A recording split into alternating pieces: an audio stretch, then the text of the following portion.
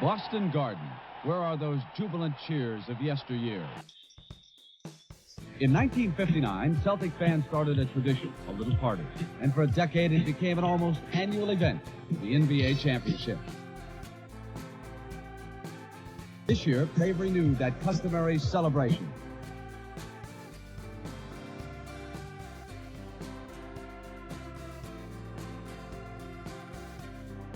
These festivities are also an anniversary party, commemorating 35 years of NBA championships.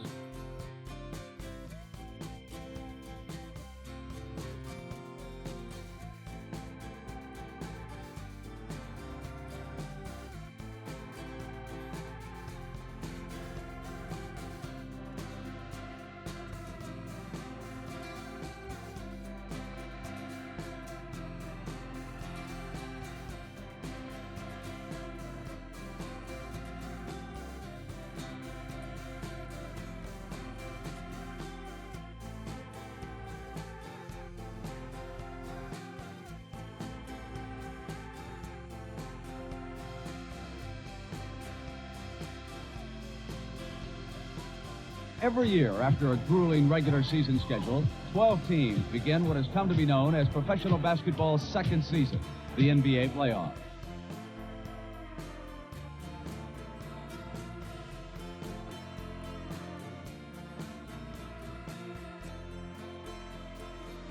In their quest for an NBA title, it's do or die. For these teams, there will be no tomorrow. The concentration and passion is intense for players and fans alike.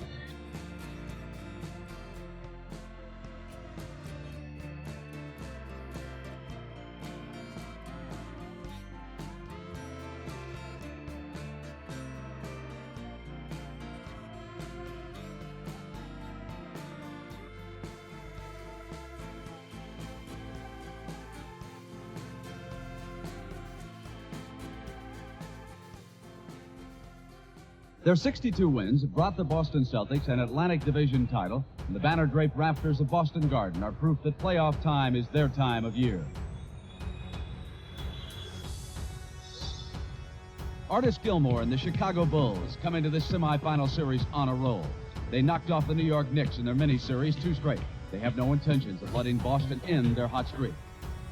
But Boston has other ideas.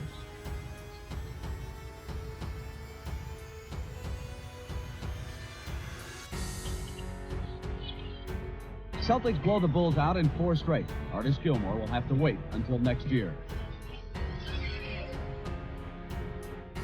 In Philadelphia, it's no wonder that Milwaukee Bucks coach Don Nelson and Philadelphia coach Billy Cunningham look a little concerned. Julius Erving has led the Sixers to a 7th game showdown in this matchup of immovable object versus irresistible force. Playing as if they'd never heard of the home court advantage, neither team is able to put together consecutive wins.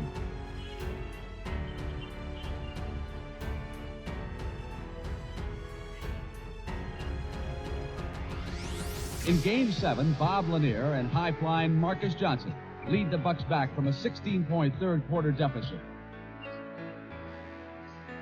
But as always, Dr. J is the Philadelphia. His aerial acrobatics account for 28 points, 7 rebounds, and 6 blocked shots.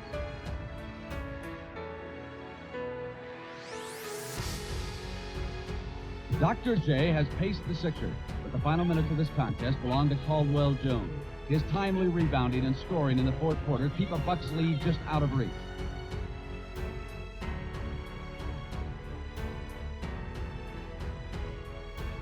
With 14 seconds to go, CJ's 2 clutch free throws provide the winning margin in a photo flash finish. The Sixers survive 99-98.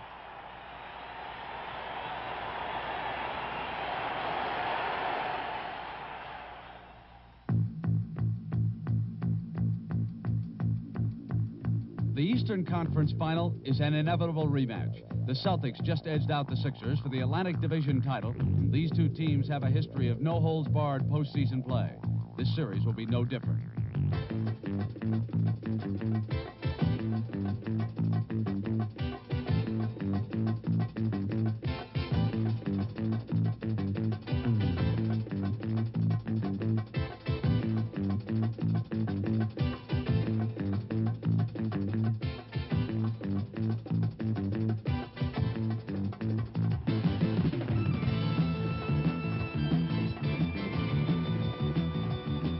Sixers shocked the Celtics with an opening game win at Boston. The Celtics even the series, but the Sixers return home in high gear. Larry Bird can't get on track, and the Sixers win Game 3 handily.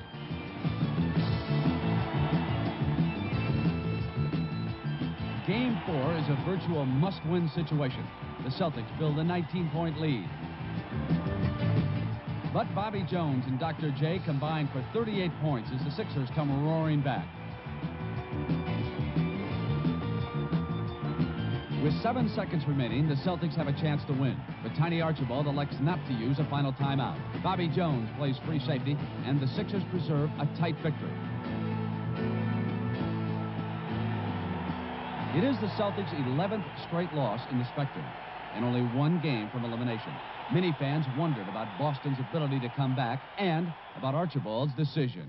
We were all second-guessed as to what he should have done, what should have happened, and so forth, and it really didn't look good for us. But I think that best typifies the character of our basketball team. And when we were down 3-1, we just took it a game at a time. And when we set into this Philadelphia series, we said, we're playing. If we're not the best in basketball, we felt they were at the time. And they have to beat us 4 times. Let's don't look at it any other way than that. One of these 2 great teams has to lose 4 ball games, and until we lose that 4th one, we're still in it. Indeed, they were still in it. Philadelphia simply could not deliver the knockout punch. In Game 5, Boston rallied from a 6-point deficit on some Larry Bird heroics with less than 2 minutes remaining.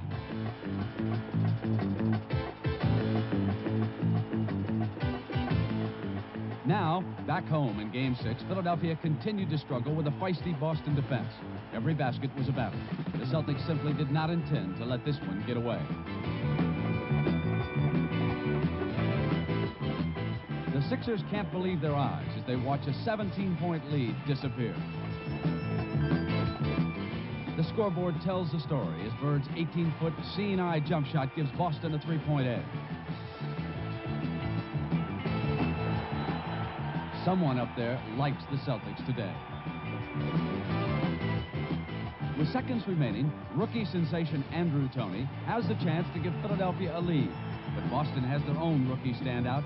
Kevin McHale's clutch rebound forces Philadelphia to give an intentional foul. Billy Cunningham watches helplessly as Cedric Maxwell converts the foul shots and seals Philadelphia's fate.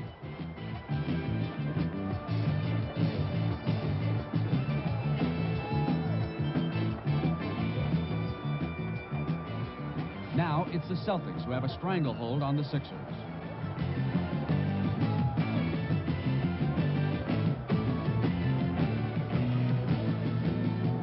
The 11-game Spectrum jinx is over. And with this victory, Larry Bird, who paced Boston with 25 points and 16 rebounds, could feel a definite shift in momentum. We felt it really shocked him. It really tore him apart because now it's 3-3 and we're coming back to the Garden. And that was just a game. Whoever had the most guts and the most determination was going to win that game. The Sixers have never beaten the Celtics in a 7-game series. And now they are but a loss away from that dubiously distinguished list of only 3 teams which have let 3-1 playoff leads slip away.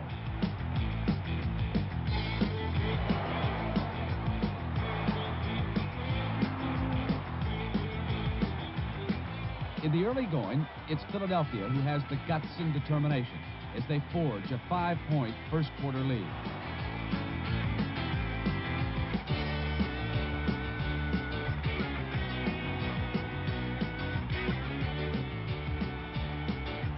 The 2 teams played even through the second quarter. Maxwell picking up 2 of his 19 points on a Boston break. But the period ended on a telling note. Bird's 20-footer is off. Philadelphia fails to box out. Rick Roby rebounds, and Maxwell finally puts it down for the Celtics. The Sixers are glad to head for the locker room with a 5-point lead. The Sixers increase that lead to 11 midway through the third quarter on this Maurice Cheek's offensive rebound and 3-point play.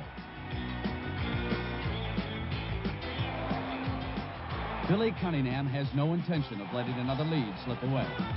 If we do not have anything, you cannot hit. Doc will hit you, and then our big people go to the baseline, and our guards will set the screen, and we'll pop out. Okay? Now let's give it. Let's go, guys. But Boston has their sights set on an Eastern Conference title, and in a third-quarter spurt, outscores the Sixers 10-2, capped by yet another Bird offensive rebound. His layup brings the Celtics within 3.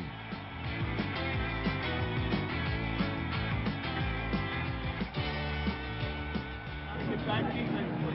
Andrew, you must get back, pick up the men. Cunningham senses the gathering Celtic storm.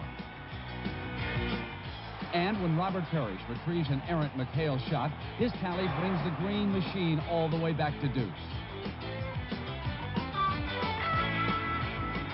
But the Sixers didn't make it this far without a little stubbornness of their own. Dr. J gathers in his own miss, and Philadelphia leads by 7 with just 5 minutes and 23 seconds winking on the Garden clock. The Celtics suck it in, and a Parrish block ignites a Boston fast break.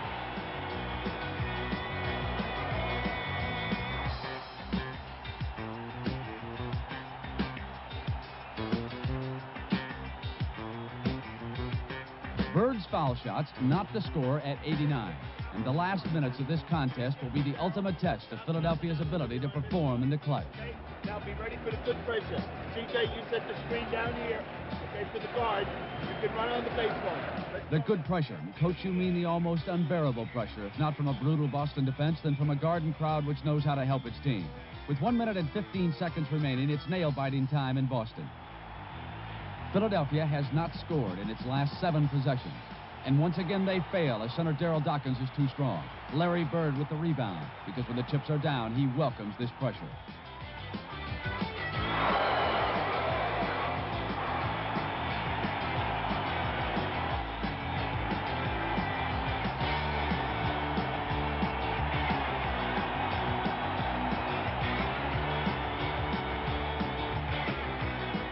Bird's bank shot has boosted Boston to a precious 1-point margin. The Sixers have just 1 shot left to save this series.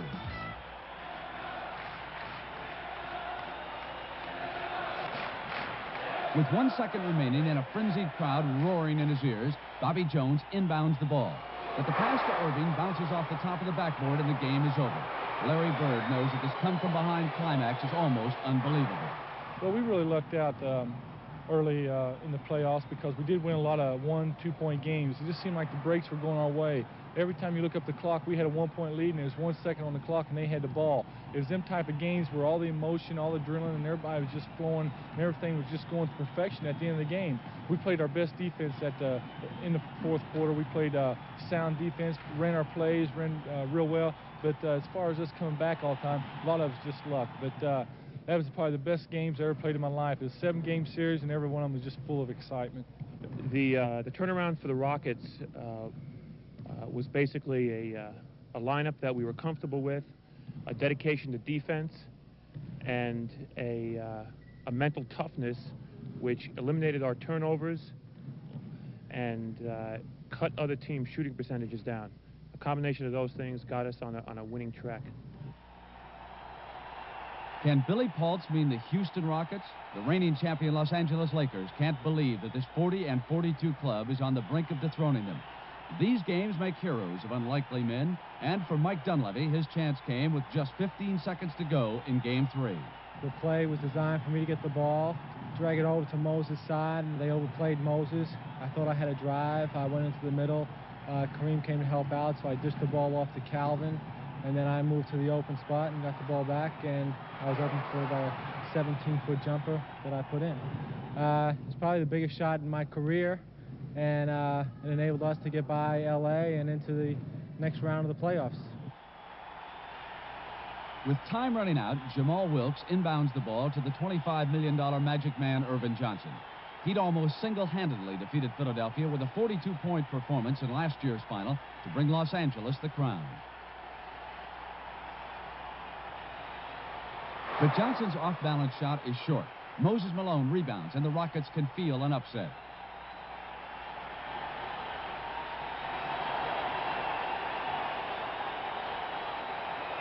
This is one game Johnson just might not be able to pull out of his bag of magic tricks. The Lakers get the ball back for one last-ditch attempt at salvaging their title. Kareem makes a court-length pass to Wilkes, but his desperation shot falls short, and the surprising Houston Rockets can jump for joy.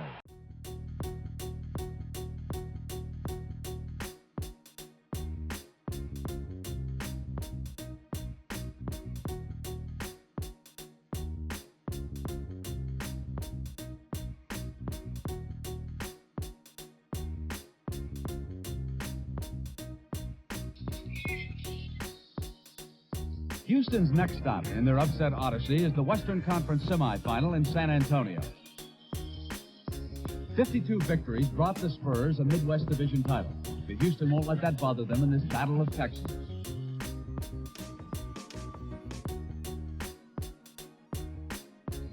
Coach Del Harris directs the slow, deliberate offense, which has been the key to Houston's success.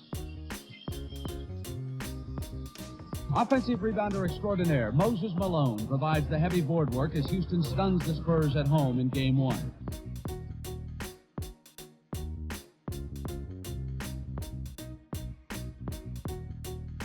San Antonio Coach of the Year Stan Albeck gets his offense going in Game 2 as the Iceman George Gervin and forward Mark Oberdane combine for 58 points to take Game 2, evening the series at 1 apiece.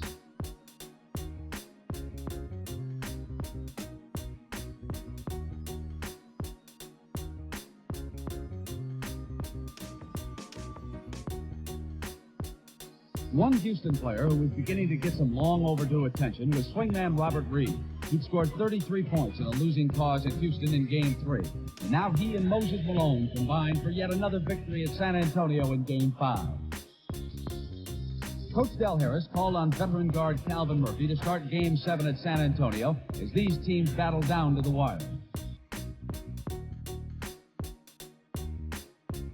Murphy responded with a personal playoff high, pouring in 42 points.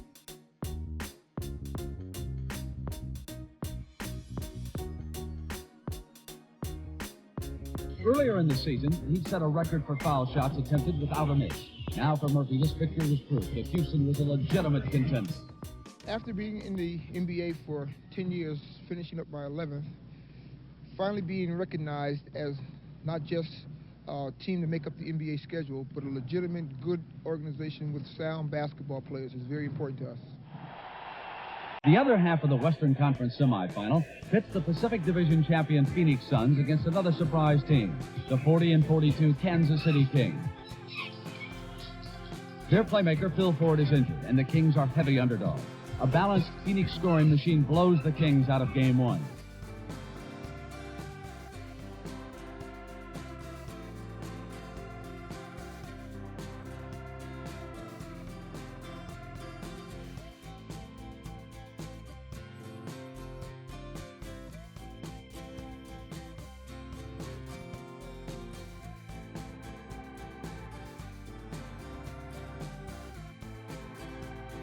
The coach, Cotton Fitzsimmons, has a few tricks up his sleeve. He switches forward Scott Wedman and Ernie Grunfeld to the backcourt.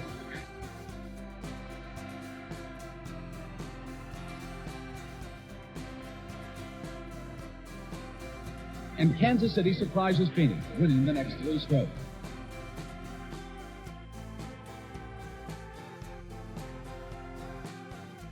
The Suns battle back, winning games 5 and 6. But the early Kansas City margin is too great to overcome. As power forward Reggie King, Grunfeld, and Wedman join forces to upset the Suns at home and clinch the series.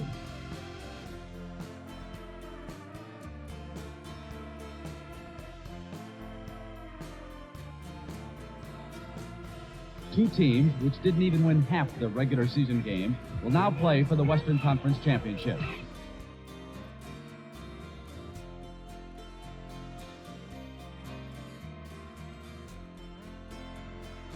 Phil Ford returns to the Kings lineup as the teams open their series in Kansas City.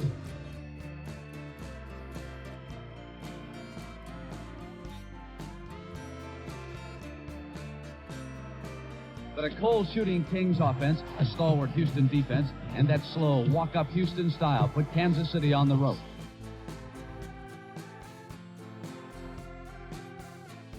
When Moses Malone gets the ball down low, he's virtually unstoppable. And so are the Rockets as they snuff out the Kings' Cinderella dreams, clinching the series at Kansas City in 5 games.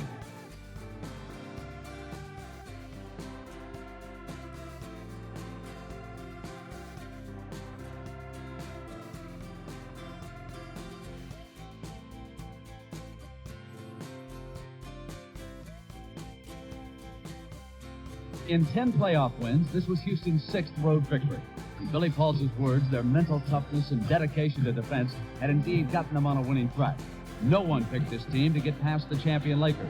Now they were on the way to the championship themselves. To win the NBA championship would be my ultimate dream. I've been playing the game for 9 years right now on the professional level, and every year I said I would like to win the championship, and we're so close right now, and to accomplish that feat would just be everything that I ever worked for. It's a boyhood dream, I'm sure, because it's something that we worked for and dreamed about, and we worked on for many years. And it's just something that you want to do. Winning an NBA title would mean an awful lot. That's what we strive for when we put our sneakers on the first day of training camp. It's the goal of every professional basketball player to get the ring. Welcome to historic Boston, home of baked beans, the Boston Trolley, and a creaky old building just dripping with basketball history known as the Boston Garden.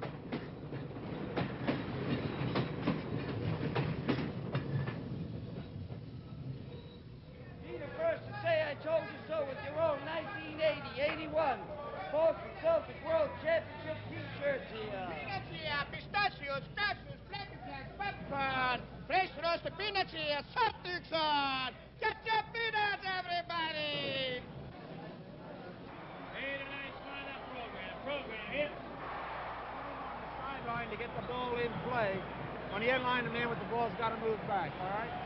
All right, have a good one. From Texas, El Paso, 6'1", number 7, Nate Archibald.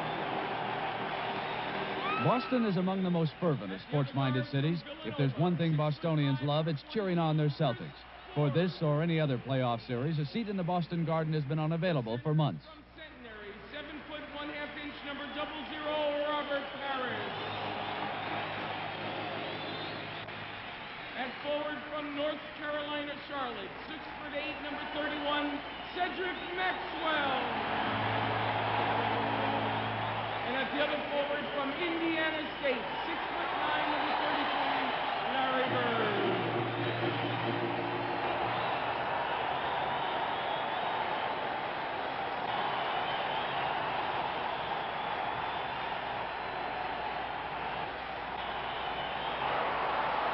Houston controls the opening tap, and Coach Harris calls the plays. 55!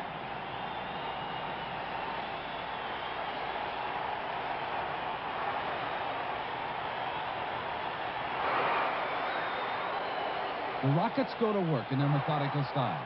Billy Paultz is the early spark for the Rockets, connecting on sweeping hooks and hustling rebounds, sometimes with the help of sloppy Boston defense as the Rockets build an early lead.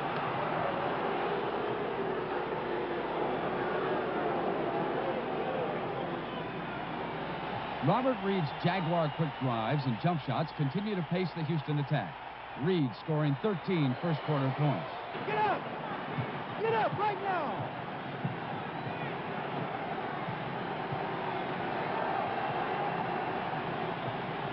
His 17-foot jumper with 2 minutes and 24 seconds left in the first quarter puts Houston up by 12.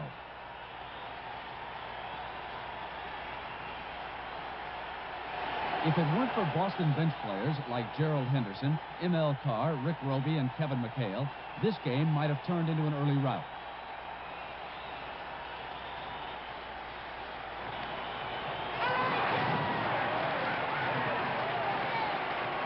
Henderson's 11 second-quarter points keep the Celtics afloat. Not until Cedric Maxwell hits these two foul shots do the Celtics take their first lead of the ball game.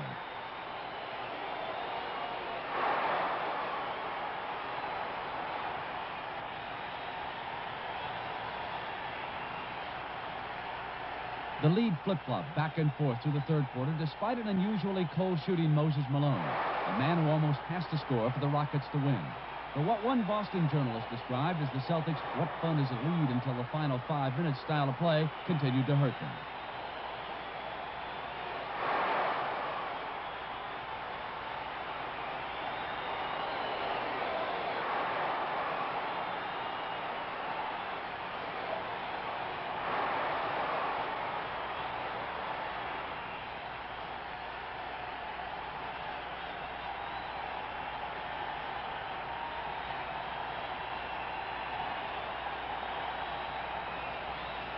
Early in the final period, the tenacious Rockets clung to a 3-point lead. Then this, an absolutely breathtaking flying follow-up of his own missed 20-footer by who else? Larry Bird. Red Auerbach called this the greatest play I've ever seen. That was the spark as Bird took control of the game in a dazzling display of all-around skill.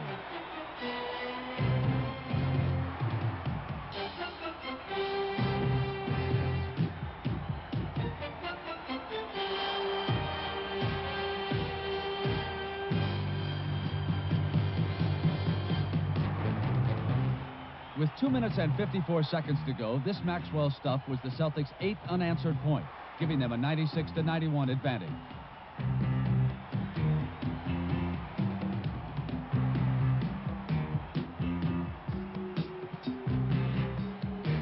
Keep your heads back in the game and remember what we got to do to win. With 30 seconds remaining, the Celtics lead by a single point. Tiny Archibald calls the play, looking for Bird. Bird posted. Robert Parrish takes the shot. It's short. And once again, Larry Bird is in the right place at the right time. Rebound number 20, and then 21. And finally, his 6th fourth-quarter point on the offensive board. Larry Bird refused to allow the Celtics to let this one get away. Ever since I've been in college or in pros, the ball has always came to me. They always want me to do the final shooting or try to hit the last second shot. They go to me 80 or 90% of the time. I want the ball because I'm supposed to produce them situations. Sometimes I do and sometimes I don't, but I want the ball in a crucial situation. I think Larry Bird can beat you even if he doesn't score a point on the basketball court. Of course, scoring points is one thing Larry Bird does best, and no one knows this better than the man with the very tough assignment of trying to check him, Robert Reed. To me, the man is a very smart player. He's thinking the whole time once he's on the floor. He's not very fast, so he has to use his mind and try and outthink you. Larry Bird has been outthinking opponents all season long. The variety of categories in which he leads his team is evidence, as Del Harris knows, of his remarkable all-around skill. It can be very frustrating because you can do a good defensive job on Larry for maybe 75, 80, 90% of the game even, and yet every time you make a mistake, every time you fail to concentrate and let up, Larry will find a way to hurt you. Maybe with rebounding, maybe with passing, maybe a steal, it may be a hoop, maybe a drive, maybe a dish off, but he'll find a way to hurt you. Bird's concentration and dedication to the game is total. Mental intensity and physical intensity go hand in hand at playoff time. And as a team leader, Larry Bird knows his role well. Well, I think my job in this series is just go out and play my game, play my typical game, get some assists, really hit the boards well, and score not a lot of points, but enough to keep our team going, because I know when we go down in the final minutes of the game, they're going to bring the ball to me no matter if we're up or down. I know I got a talent that a lot of people don't have, and I just try to go out and do my best for the fans. Boston fans have seen a lot of basketball talent come and go. They know class when they see it, and so does Coach Bill Fitch. Larry Bird is a fantastic basketball player. I've run out of adjectives and words to describe Larry Bird. If you play backgammon with Larry Bird, if you play marbles with Larry Bird, you better be out to win, because that's the only way he's going to play the game. The Houston Rockets know that they've let the Celtics off the hook in Game 1. And they know what they have to do in order to earn a second game victory, especially Moses Malone. They go to the board real well. You know, they get out and run. We got to stop their running game. We got to play tough defense, and we got to be tough man when we got to play against the Boston Celtics. No one need impress Moses Malone with the gravity of the Rockets' task, and Malone wastes no time going about his business. That business is scoring points, often in spectacular fashion.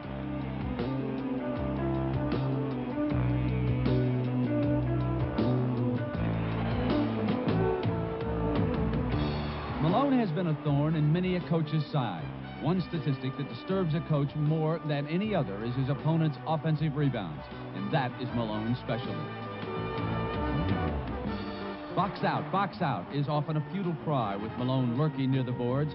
Malone is so skilled at his craft that defenders often find there's only one way to cope with the powerful rebounder. Don't foul him, grab him, or it's a sure 2 points.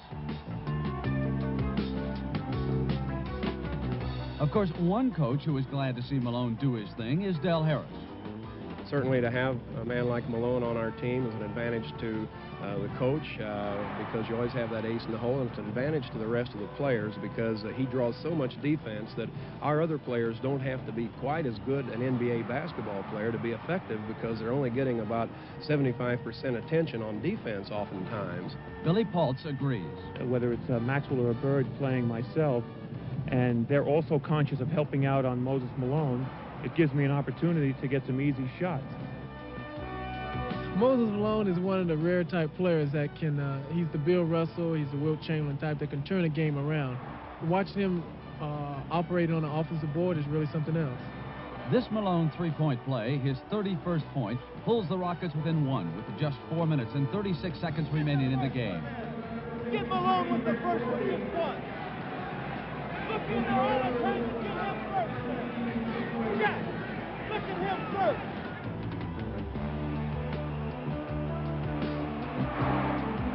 Four minutes later, the Rockets cling to a one-point lead as Malone pulls down his 15th rebound and calls timeout.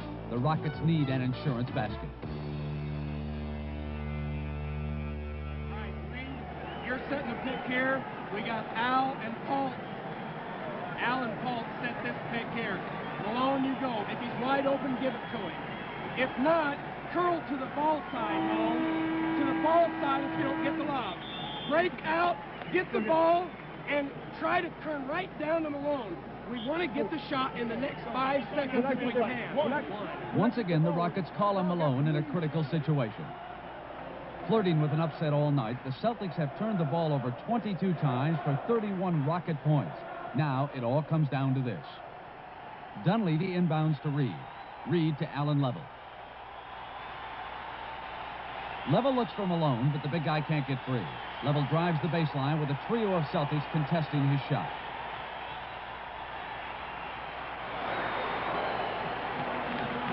Way to go, Al! All right. The 12-footer is good, and the biggest score in Allen Level's short professional career gives the Rockets a critical 3-point margin, just 28 seconds from a brand-new playoff.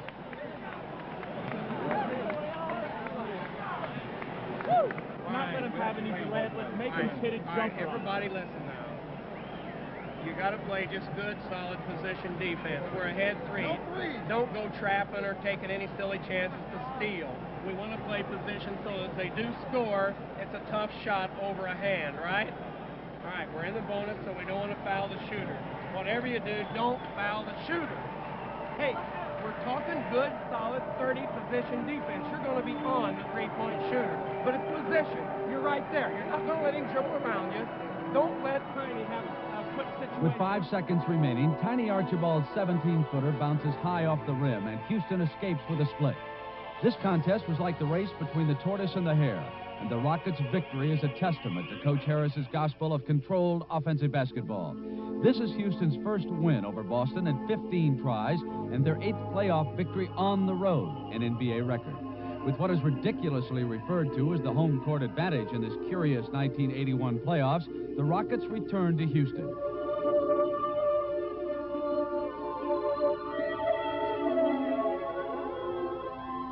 This futuristic landscape contrasts as sharply with Boston's antique charm as do the Rockets' and Celtics' styles of play.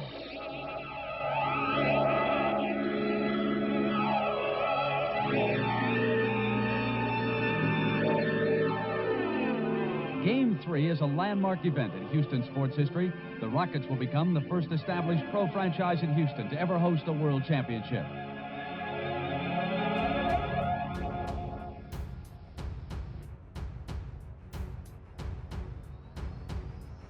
The Rockets enjoyed the last laugh in Game 2, and Boston did not take kindly to that humbling experience. Right from the start, Boston makes it clear they do not intend to let Houston embarrass them again.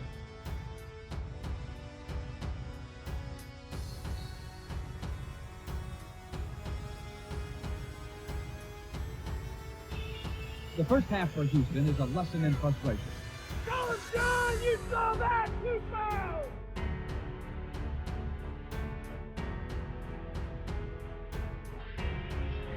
At the half, the Rockets can only muster a mere 30 points. Breaks or no breaks, this game is a brawl. Whoever said basketball is not a contact sport?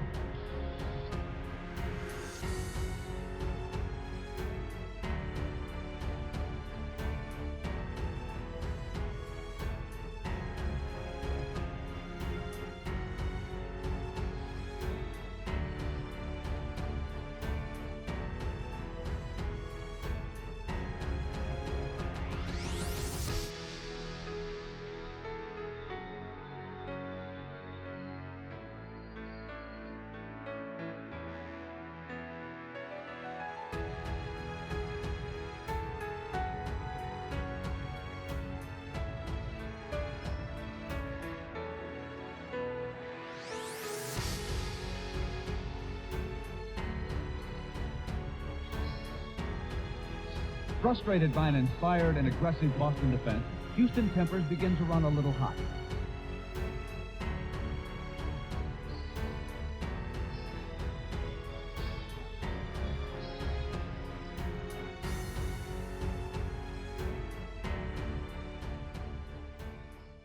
Coach Harris attempts to reverse a deteriorating situation with some constructive criticism. We have to work our tail ends off to get a basket, and we let them dribble at full court, and nobody's challenged. But to no avail as Boston continues to increase its margin. Cedric Maxwell paces the Celtics with 19 points, and this hook shot puts Houston down by 21.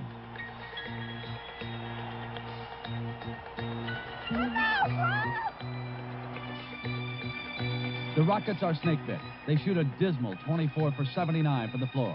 As Coach Harris would later lament, we missed an awful lot of good shots.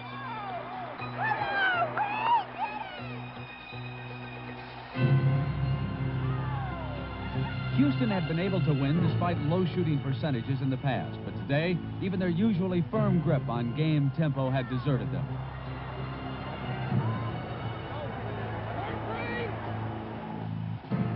As they say down in Texas, the Rockets couldn't hit a bull's butt with a bass fiddle.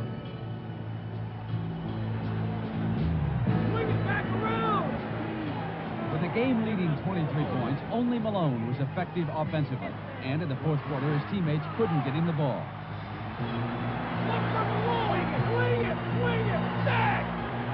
The Rockets simply could not get a ball to drop or a call their way.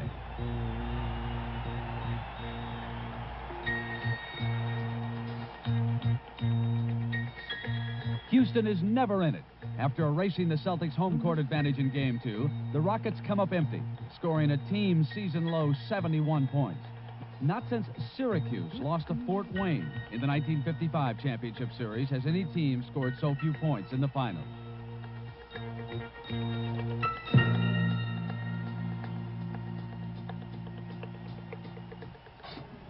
Game 4 was played the very next day, and the Rockets' serious demeanor was an indication of the game's importance. Another bad performance would leave Houston with a 3-1 deficit and a long trip back to Boston. As it was, they were already the biggest underdogs to fight for a title since Rocky Balboa.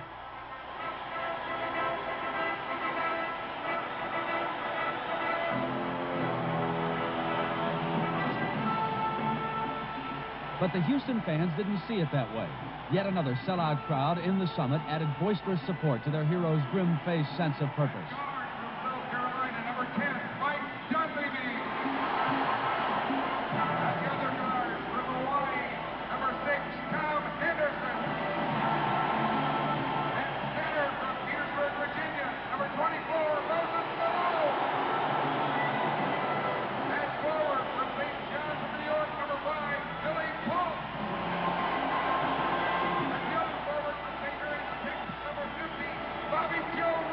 Dunleavy, Henderson, Malone, Paulson, Reed.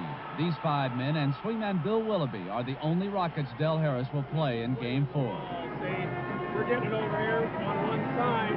You always give Malone a chance. Every time down, give him a chance. So get it over here one time. Then if you don't have it, run your red or whatever comes up. But don't just take it to one side and kill it there without at least giving the man a chance. Harris's strategy is simple. Get the ball to Malone, even if it takes a little while. Guard Mike Dunleavy tells it his way.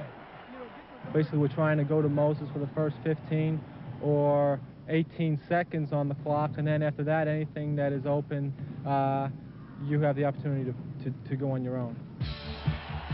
In Game 4, that's exactly what Mike Dunleavy did. His unexpected offensive outburst gave the Celtics defense another dimension to worry about.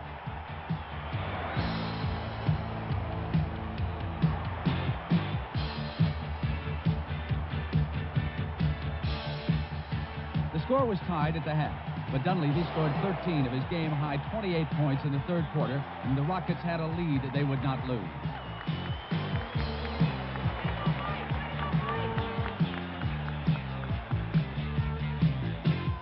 Dunleavy's performance overshadowed another good game from Robert Reed. I think every player wants to be known as a good ball player. Now, hopefully, when this series is over with, everybody will know who Robert Reed is. Reed is a native Texan, and down south, it's just plain Bobby Joe.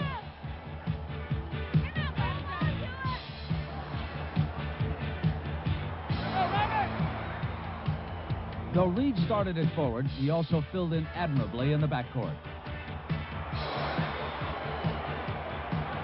Del Harris's no tomorrow strategy was working. His 6 Ironmen had Bill Fitch flustered and almost ready to throw in the towel. Only an NBA championship will put a smile on this man's face.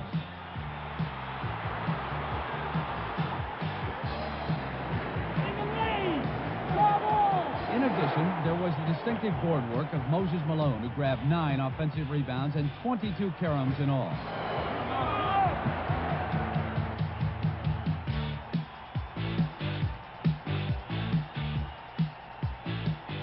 As the clock ran down, the Houston Spirits were up, and all Harris had to do was tell his players the obvious.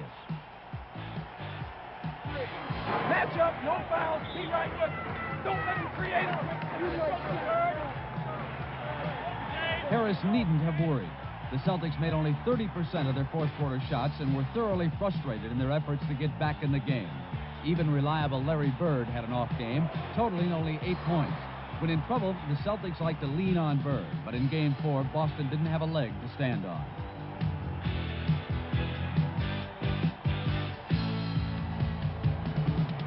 In a must-win situation, Houston thoroughly outplayed the Celtics and evened the series at 2 games each. The Rockets had earned a return engagement at Boston Garden.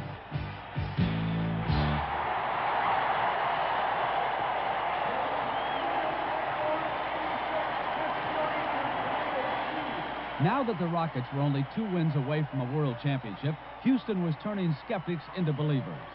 People that asked about why we were 40-42 have to take into consideration a number of things.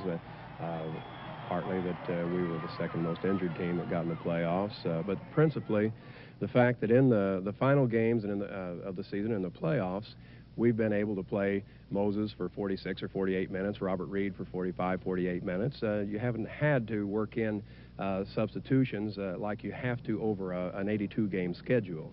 I don't think the Celtics are really that great. I think they just do a lot of things to make them great. You know, they when the game get down to the line, you know, seem like all their players play together and come together, don't make too many mistakes. They know what they got to do. But Boston can be beat. Boston can be beat, but it's a lot harder to do in Boston Garden. Something about those banners hanging in the rafters and that familiar parquet floor inspires the guys in the white shirts to win as often as the good guys do in the Westerns.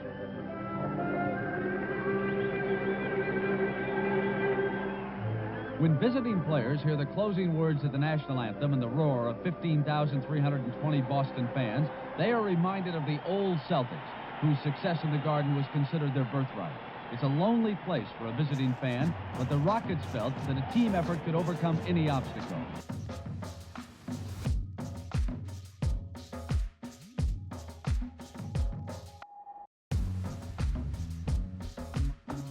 The 2 teams traded baskets for 6 minutes until a 16-1 Celtic burst gave them a commanding first quarter lead.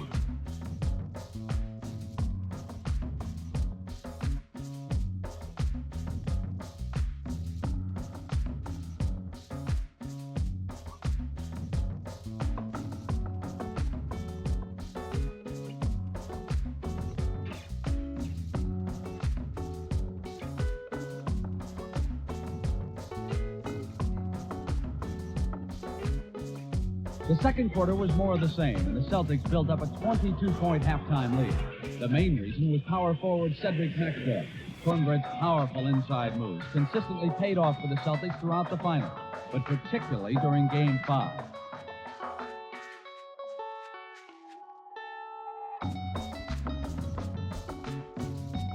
Maxwell's 15 rebounds and 28 points were both game high. But even when he's not scoring, Cornbread is a leader in team spirit, and it's infectious. Witness Chris Ford on the bench. We have a great deal of enthusiasm on this team. It's very much like a college team. There's a lot of rah-rah patting one another on the back and believing in one another. When you're not out there on the floor, you're on the bench cheering and pulling for the guy that's out there trying to do the job. There's no fulfilling towards another guy because he's out there playing and sitting on the bench. We actually pull for one another, and I think that's what's gotten us this far.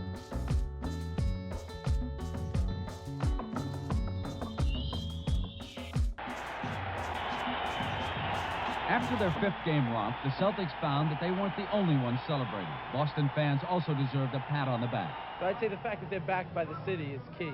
I'd say the crowd in Boston is different than anywhere else. The Celtics are wunderbar. The Celtics are the best. Celtics are great. Celtic fanaticism borders on blind devotion. We're going to take it in 4 straight all the way. Celtics number 1. Number 1. Number 1. Celtics are number 1 in my heart and in my mind. Always a horse racing fan, but I love the Celtics now. There you go. They're the greatest. Celtics, we got them. You certainly can't blame the Boston supporters for sharing the Celtics' glory. Game 5 of the Houston series was the 30th consecutive sellout in Boston Garden. And judging by appearances, that string of packed houses is just the beginning. This is a new generation of Boston fans, and their heroes are not Russell, Cousy, and Sharman, but rather Parrish, Maxwell, and Bird. Still, it is a tradition nearly as old as the Celtics themselves. A Celtic ticket is rarely bought just before game time.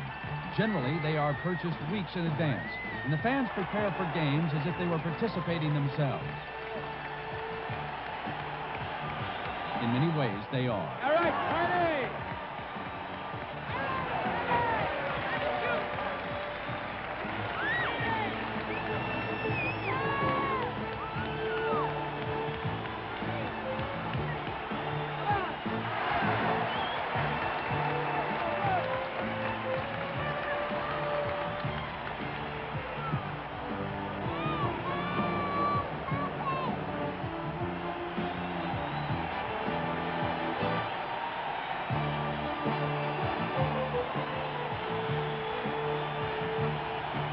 It is generally agreed that Boston is the toughest place in the NBA to win, unless you happen to be a Celtic. But win or lose, anyone who visits Boston Garden leaves impressed, and that includes Houston coach Del Harris. The Boston crowd is a traditional crowd. They've been coming here. They know the players. They know all the nuances, how to help their team get up, how to maybe get on the referees a little bit. In Houston, we won't have quite that kind of a crowd, and in fact, we'll have a couple thousand, maybe 3,000 Celtic fans who have pioneered their way down to Houston. This is not to say that the Celtics have the only good fans around, because whatever Houston fans lack in experience, they certainly make up for with their enthusiasm. No, I don't believe it. Rockets, NBA, all right. Just love them, always have. Hey, man, it's surprise team of the year. Well, we didn't think they'd make it this far, truthfully, but now that they have, we're really behind them. I think they're great, and just glad to be here to witness this because I know they're going to win today.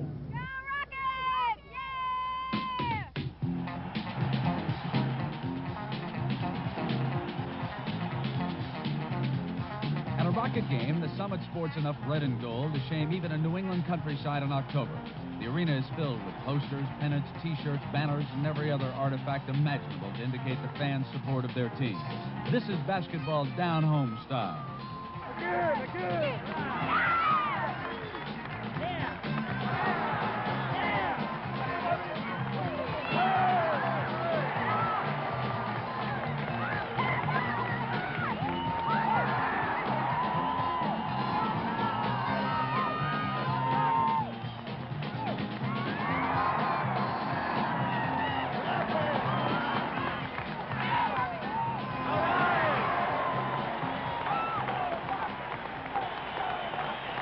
You can bet Del Harris and his team were glad to return home from Boston.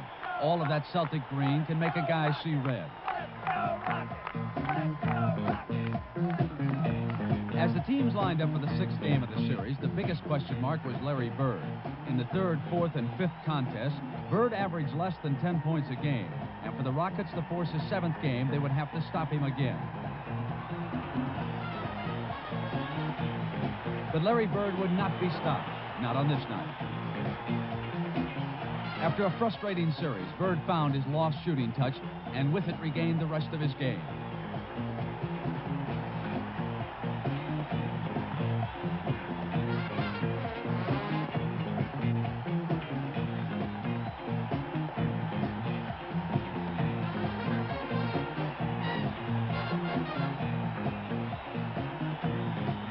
Bird is hot, he is nearly impossible to defend. In the sixth game, Robert Reed tried everything, but even when Reed forced a miss, Bird managed to score.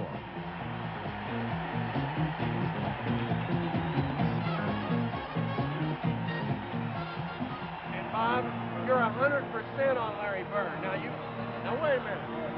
Reed had actually outscored Bird in the first half, but Del Harris felt that Reed's defensive play should come first.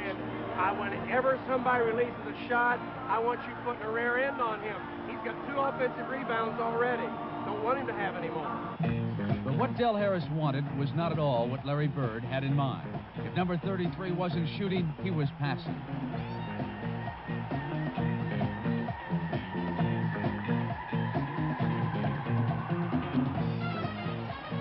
Or rebounding. Larry grabbed 13 missed shots in Game 6 to lead the Celtics in that category. But it was on the offensive end of the floor that his presence was most significant. Bird's 8 third-quarter points turned a nip-and-tuck game into a sizable Boston advantage.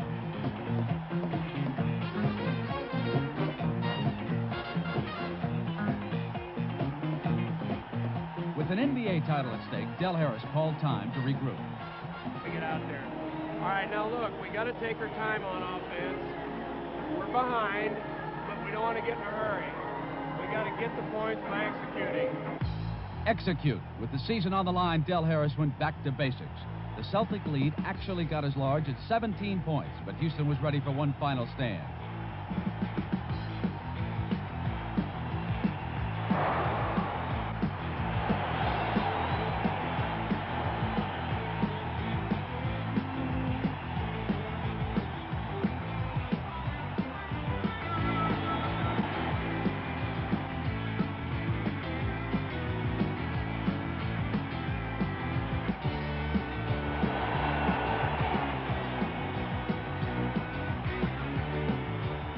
Calvin Garrett's hot shooting off the bench led the way, and the lead was cut to 6.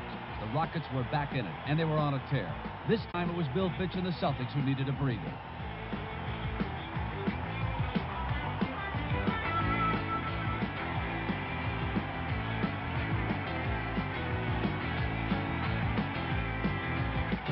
When play resumed, the Celtics got the ball to Larry Bird, and he knew what to do with it. With only a minute and a half left, Bird hit this three-pointer, and the Celtic lead went from 3 to 6.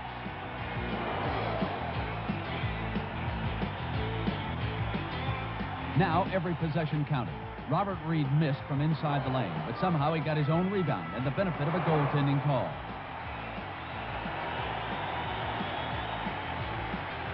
The lead was back to 4. But that was as close as it got.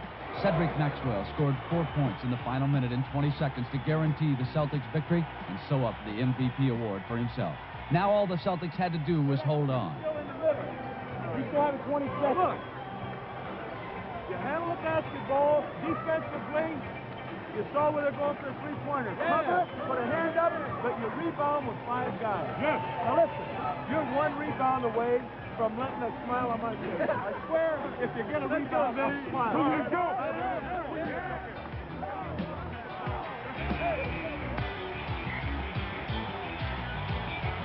In the old days, with only seconds on the clock, Coach Red Auerbach's lit cigar meant another championship. But these days, Boston players will settle for a smile from their coach. With time running out and the Celtics playing keep away, it was easy to imagine another group of Celtics from a different era doing exactly the same thing. The names and faces have changed, but the uniforms are the same, and so are the results. Surely, this is a dynasty renewed.